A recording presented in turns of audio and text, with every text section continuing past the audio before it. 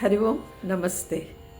50-60స్లో పుట్టిన వాళ్ళకి ఒక తీపి గుర్తుగా నేను ఒక సంస్కృత శ్లోకాన్ని చదువుదాం అనుకుంటున్నాను. చదవడం పాడడము అది పొద్దున్నే ఏఆర్లోని సంస్కృత్ నేర్చుకుందామన్న ఒక కార్యక్రమం ఏదో ఉండేది.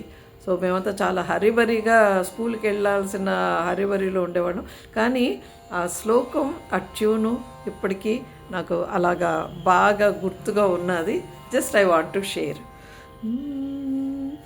కేయూరాని భూషయంతి పురుషం హారాన చంద్రోజ్వల న స్నానం న విలేపనం న కుసుమం నాలంకృతో మూర్ధజ వాణ్యేకా సమలంకరోతి పురుషం యా సంస్కృతా ధార్యతే క్షీయంతి ఖిలభూషణాని సతతం వాగ్భూషణం భూషణం.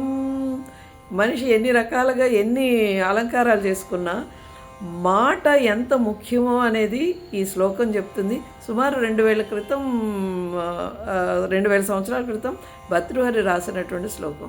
సో బాహ్య అలంకారాల కన్నా ఈ మాటతో వచ్చేటటువంటి అలంకారం చాలా మంచిది.